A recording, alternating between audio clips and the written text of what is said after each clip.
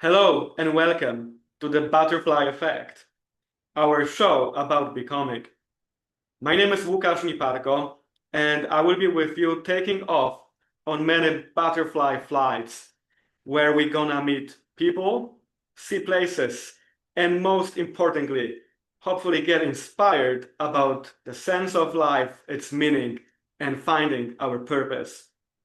In the first episode, I have a great pleasure of talking with a hero of life, Keiday Ali, a survivor of the Darfur genocide, a person who was imprisoned 7 times, a witness to the worst that humans can do to one another, and a tireless pursuer of education and self-growth. Currently, Ali is a Canada-based entrepreneur and a local changemaker in Toronto. Despite everything Ali went through, he has never ceased to keep his hope alive and share his inner strength with others as a community organizer and refugee rights activist. Please join me in hearing Ali's story. Without further ado, Ali, tell me, why are you? I was thinking of that question. I'm still learning English, and when somebody say, "Why are you?" I was saying if that why is, um, why am I facing the hardship, or is it why I have to suffer, or why me only? Why I am the one who have to um, go through challenges for long. Um, these are the questions that comes to my mind. Why I am as a human to face all this, or why am I this person to go through those experience? Then I will definitely say, um, first, um, I'm not alone, and I'm not the only person who went through all of those challenges, but mine may be unique, and every human experience is different. However, the challenges people face can be overall almost same. For example, if we are talking about atrocities, if we are talking about conflict, war, if we're talking about disasters and all those um, atrocities that are out of human control, maybe some of them are in control of people, but when erupt, then it is really, really difficult to control. So those who face one of these or some of these challenges, they still um, face it together as it happening in a certain region in the world. For example, in my case, in Darfur in 2003, genocide being committed. So there are a lot of Sudanese or Darfuri people who were there. They face almost the same challenge I did.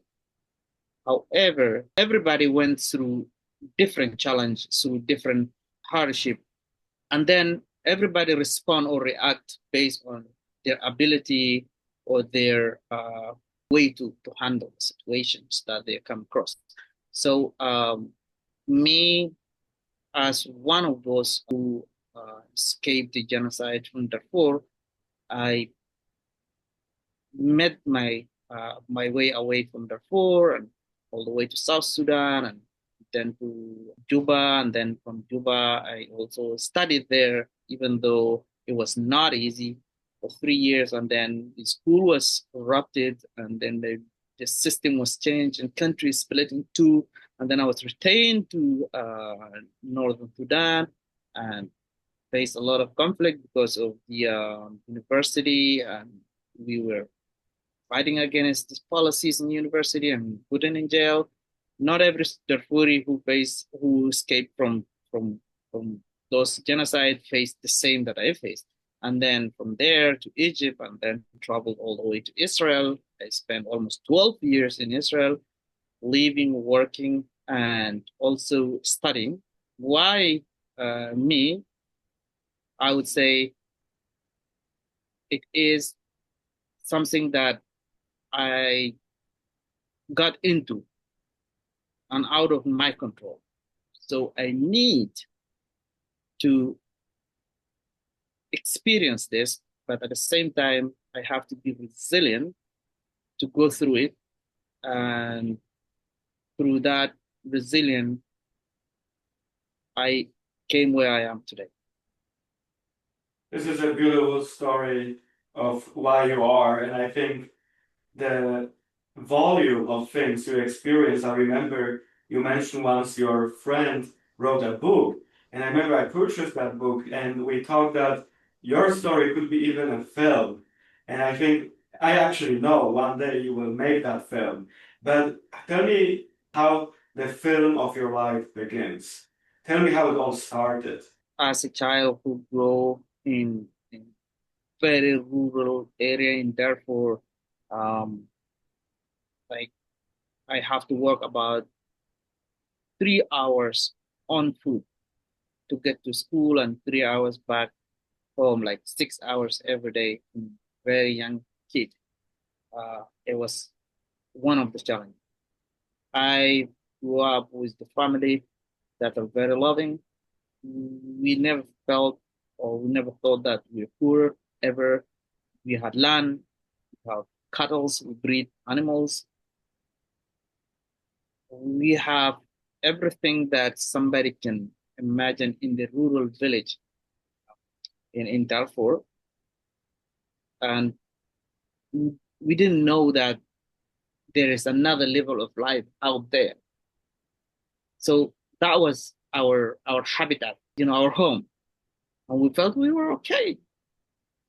When we go to school, for example, we go to the town, we see people are having different life, but that wasn't our own life because we were very satisfied with what we were as there. So weather, falls, winters, we don't have this kind of winter of Toronto, of course. Our winter is 25. That's like very cold for us, 20 to 25. That's very cold. That's our winter. Sometimes get to 18s, 19s. That day, a lot of people will not go out at all. So that is our winter. That's the winter I would love to experience a lot. when it comes to the summer, it goes to 45, 47, 49. But we have very chill and dry heat. We don't have any humidities. We don't have any, pollutions, no cars, no things. So we walk barely on foot or we're taking animals like kind of horses, camels, and donkeys to travel with. So we're very peaceful in that. So I would definitely start my story from how I grew up with that family and how we used to go to school. I mean, at least after I knew myself that I'm doing one, two, three, right? Not before I was born or before I was told that okay, you were one, two, three, but I would definitely start from where I knew what I was doing. The beginning of the story sounds very bright, and I can imagine like the smile on your face and you running around as a kid. But then that story has some not so good twists with the Janjaweed army, militia, with Yes. genocide. How you experienced all of that? So after 2002, 2003, things were uh, like things altered. Things were definitely upside down. And but that was a government system in the earlier 2000s and also 1990s because that was the paradigm shift of the Sudanese Islamic regime of Muslim Brotherhood, and then um, they tried to um, control the country through tribal ethnicities, uh, Islam as a religious, political Islamophobia, and Arabized, Islamized. You know, they actually didn't know what they were doing at that point. So they pushed the country to the corner by very backward politics, and in order to keep them in a power, they try to start wars in marginalized areas, and in order to do that, you need to address tribal differences in the society, and see what are the differences between the tribes and within, and how they were living for thousands of years in that neighborhood, in that area. And it's not about one region. They started in South Sudan, and then Blue Mountain, and then Blue Nile, and then Darfur. They were they were they were using this guerrilla war so that people would not think of revolutions, so that they will keep their status quo in the government, and they will lead prestigiously without any conflict.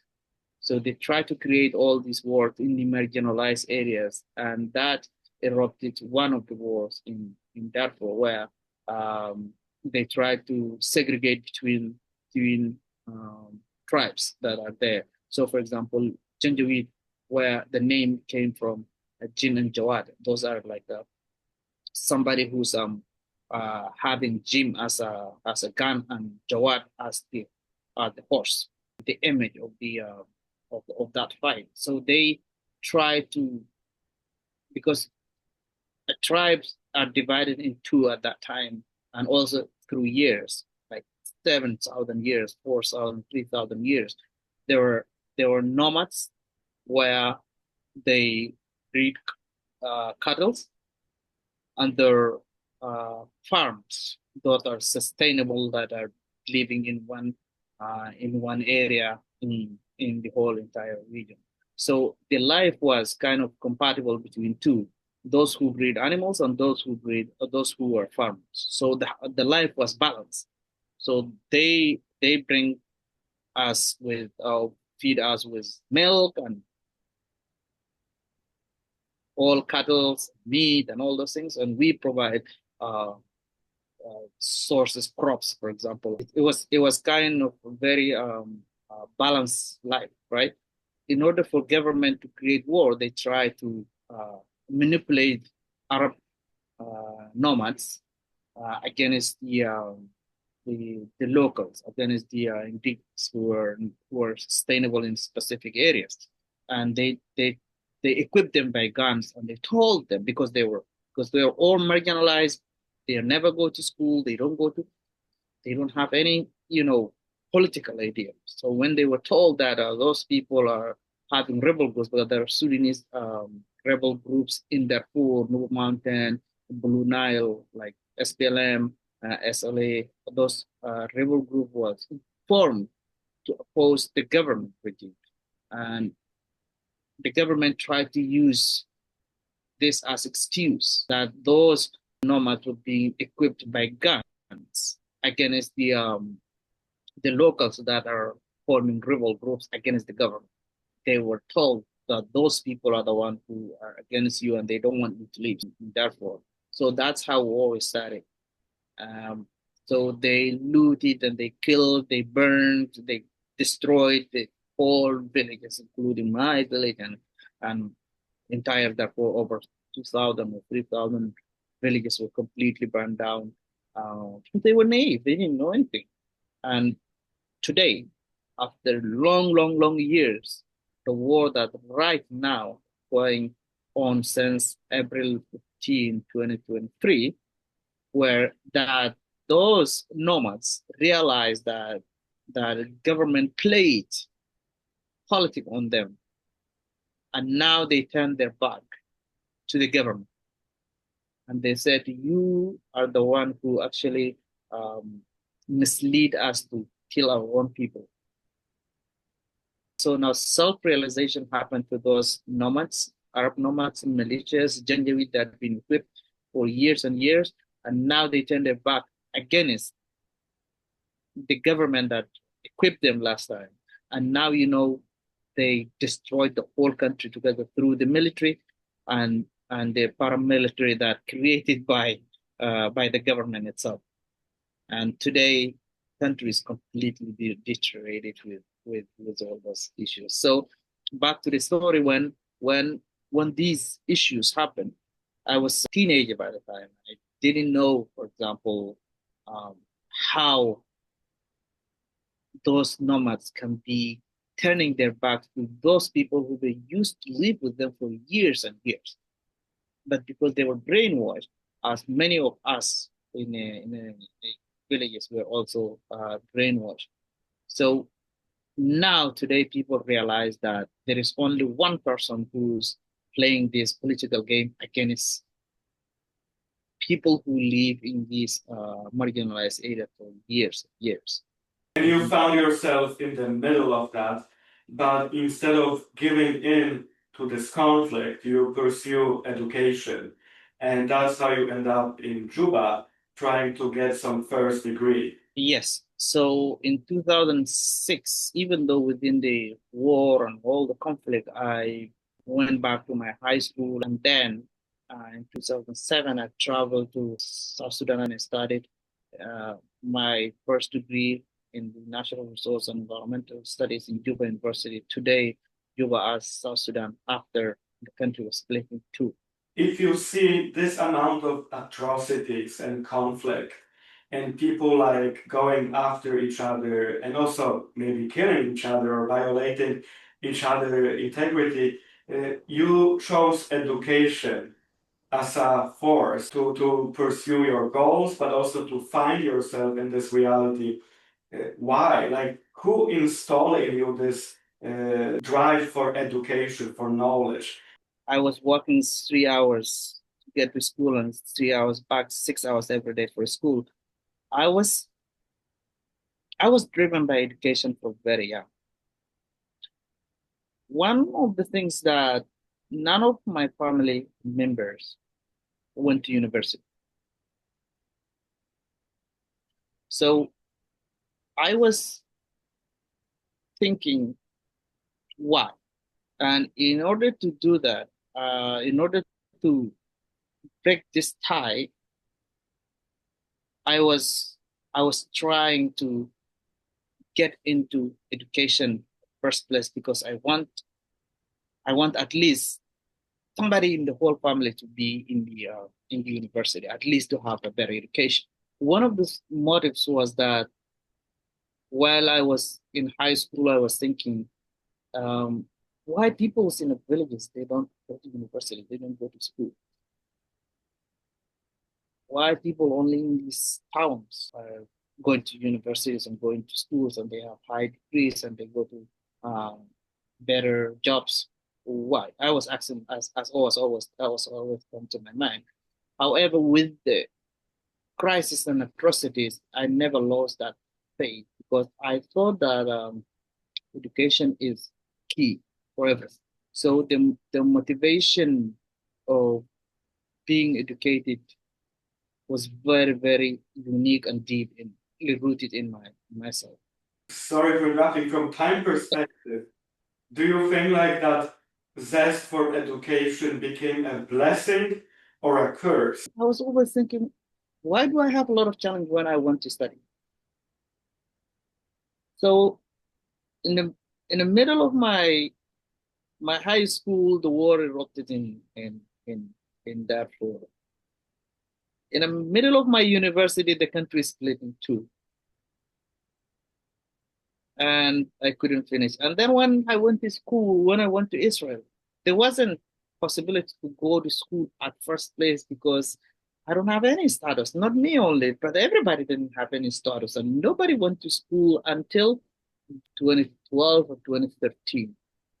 That some people were able to navigate through friends, through college, through knowledge, through networking until they got to university. And one of those people was a close friend of mine.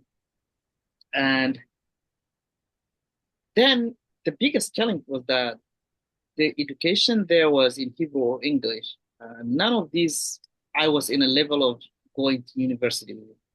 So what I did was tried first of all to get to at least one of the languages so that I would be able to go to university because academic language is not easy.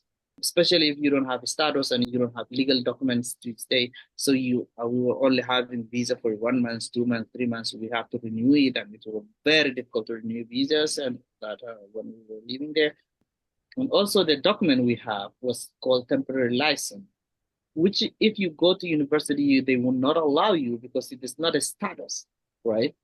So you're not allowed to go to your school or university. But I was so determined to go through that by um, pushing myself hard in first of all to get the language assessment. I did my IELTS, not even thinking of if I have papers, I have documents or not. I just pushed so badly until I got there. And after that, through my connections, through my work, through my determined of being very active in the society, I was able to get to the university in Israel. And that is what opened me the doors. I was able to have my bachelor's degree in Israel. However, though, I graduated, but I couldn't be able to get the ceremony there. And when the ceremony time came, I was already here in Canada. So right after I finished that graduation or my application and everything was sent, I immediately went to register for master's program here. I remember when I first time talked to you, I realized the gravity of this experience, that the person in front of me is not the average person I meet on a subway or on a bus, that it's also very butterfly-like experience because your life at that time was like the life of a butterfly. I remember when you said the story of crossing the Egyptian border, some of the people who crossed with you didn't make it. They were shot right at the spot. And then every day was a challenge, from experiencing homelessness to experiencing detention, uh, all of that together. How one person can cope with all of that? Back home, it didn't start from here, it started from back home. When I was in grade 4, grade 5, I fought with one of the students I was put in jail. That was the first time. And and taking that in account, I went through 7 times in a jail. 7 times in a row after that. It just becomes something normal. When something is repeatedly like happening all the time, whether it will break you down, whether it make you very strong. So there is no there's no gray area there. If something repeatedly happens, some people are totally broken and they got weak and they cannot continue. And that's the end of the life. For some people, however, use those hardships and turn it as experience or strengths and look for more.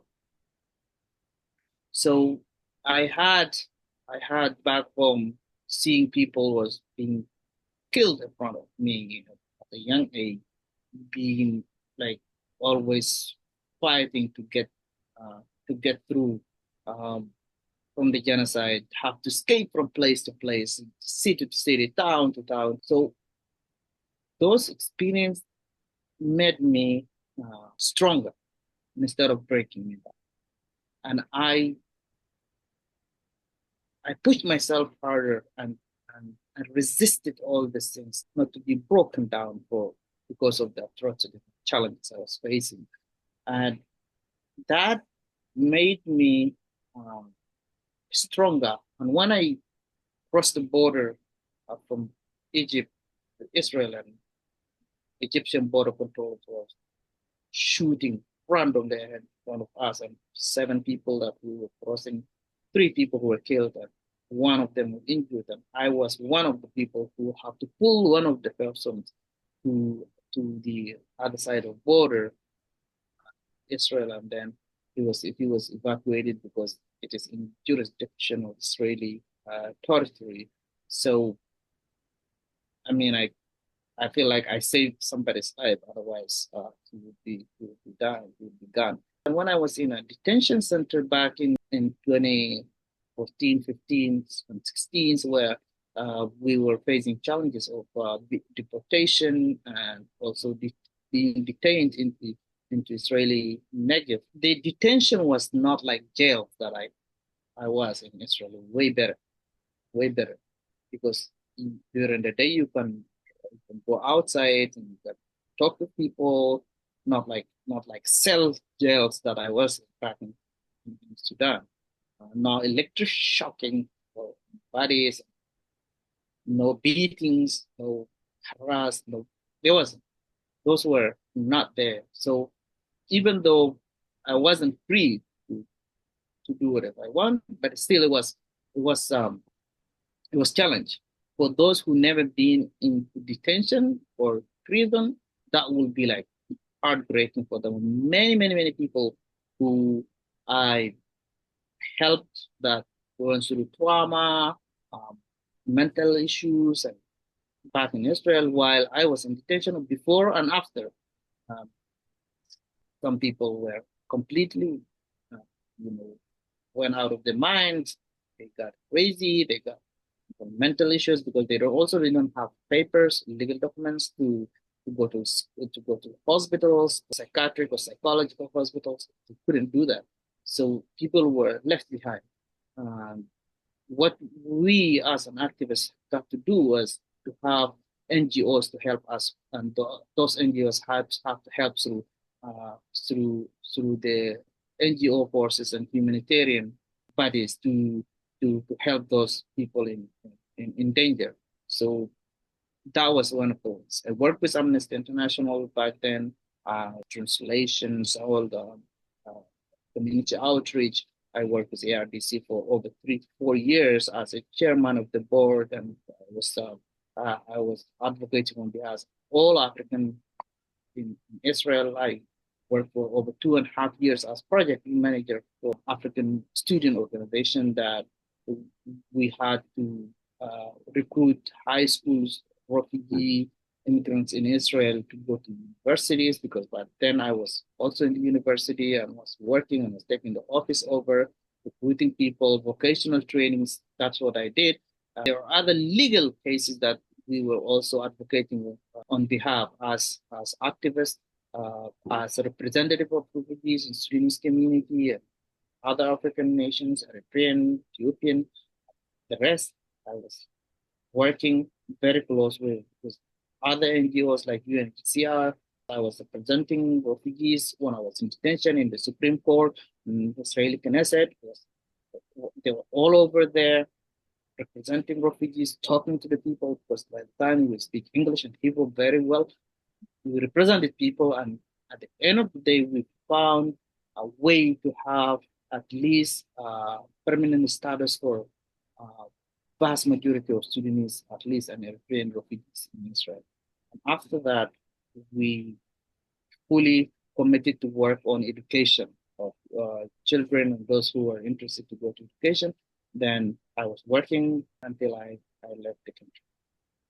And I think next to education, being the civil society organizer is another like a defining aspect of your life. Why why you cannot just sit down and let things be. Instead, you get up, you mobilize people, you make the difference. Why it's so? Like, what pushes you to be that difference? There is one thing: if you have a gut and you can do something to help some people, whether it is the religious perspective, whether it is humanitarian, you will try your best to help people out.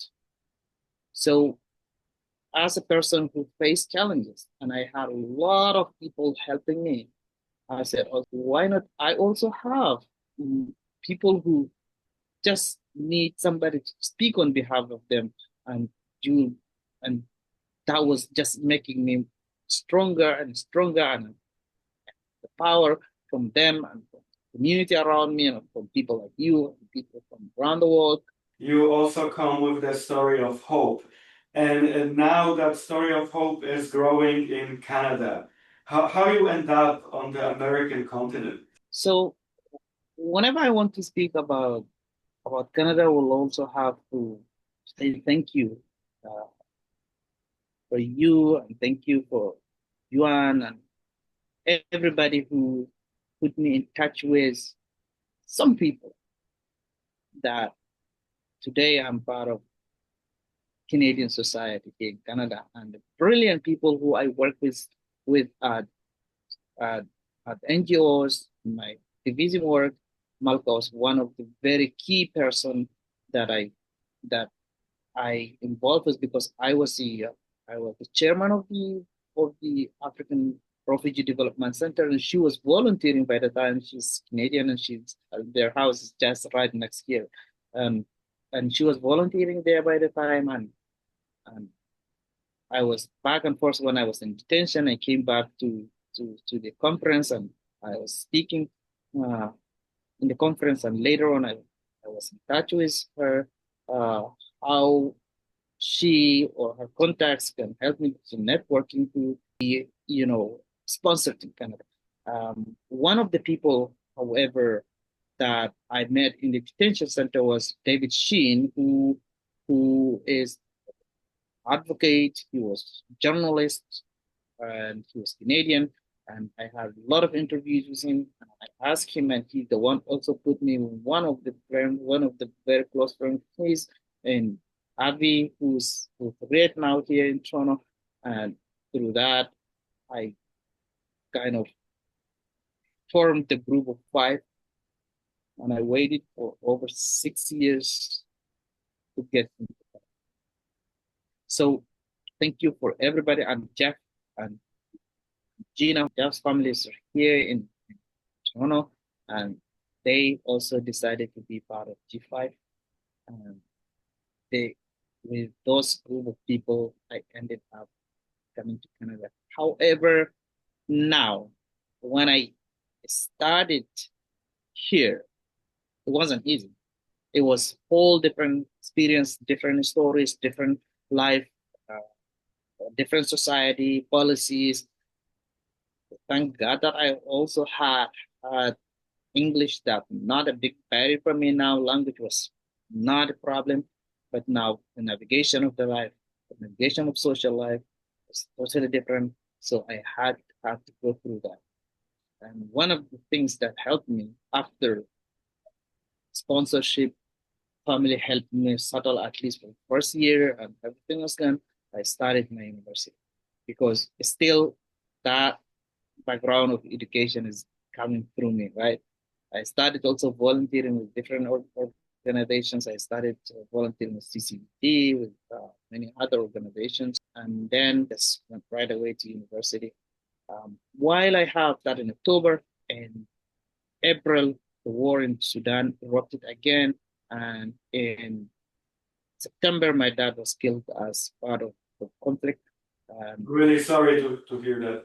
Very many people were dead in this war, and my father was one of them. And now I had to be responsible of a bigger family, so I was working and still started working and studying at the same time. I It was not easy, and you never know what will happen tomorrow to the family back home. You have to think day and night, but still keep pushing for education and still going to work. It's not easy, but at the end of the day, I got used to challenges, and gray hairs are coming back. No, not that many, luckily. And I was wondering if there is gonna be a happy ending for Ali. And if there was a happy ending, what would you say how it looks like?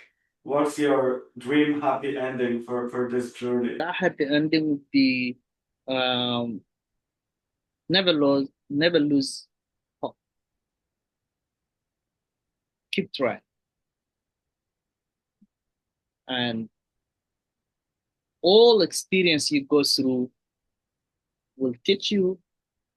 You will learn from it, and you become stronger and stronger And when they're passed, make them as an experience for the next chapter of their life. I know you're very inspiring, but what it would also look like for you? Will you be in that happy ending story in Canada or maybe somewhere else? There are two ideas. One of them will be the academic research center. And the second will be the settlement agency that combines employment and housing in addition to vocational training or education. This will be the rest of my happy endings. And I finger crossed that those two should be there to celebrate. And you should be part of them. And I would love to, and we will be crossing fingers and sending positive butterfly wings vibes your way to make it happen.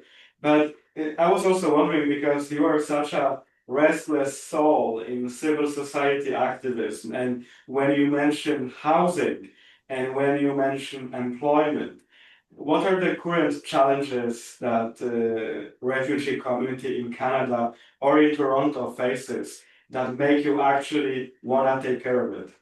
Both of them, housing and employment. Is it because you think like people don't want to hire refugees or they don't want to rent to refugees, or the prices are too high to rent and purchase the properties? The segregation in the society is big, and there is a huge bureaucracy. So those should be addressed. We are having very, very big community of homelessness in the country, and especially in the city of Toronto. So this should be stopped. I did a primary data and my interviews, and the result says that the challenges people face from employment and housing are bringing another issue in the stage, that is a mental well-being and mental health issues.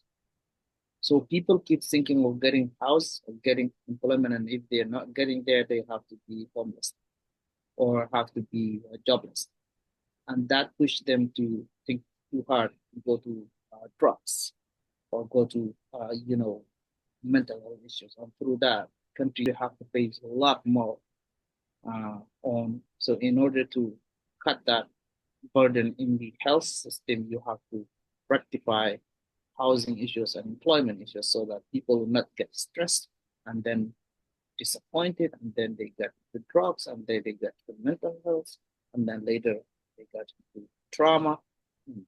They end up in homelessness or jobless, or at the end of the day in the streets. When I read your biography, I know that when you were in Juba, you started your first nonprofit at the university, and then you became community leader in Israel and also started your organization.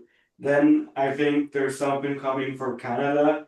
There is always a reason, and I think that destiny brought you there to make a difference. And I think we will be cheering and watching all of that and reporting to our viewers the progress, because I know that nothing can stop you, because you are the beautiful butterfly of hope, an example that even in the biggest hardship, the impossible is possible. And that's why I'm very grateful for your time to talk to me today and inspire us. And if there is anything going out of conversation with you, is this amazing, amazing force and strength to not only change your life, but impact everyone around you. And that's something I think we need, because that's the butterfly effect. So thank you so much, Ali.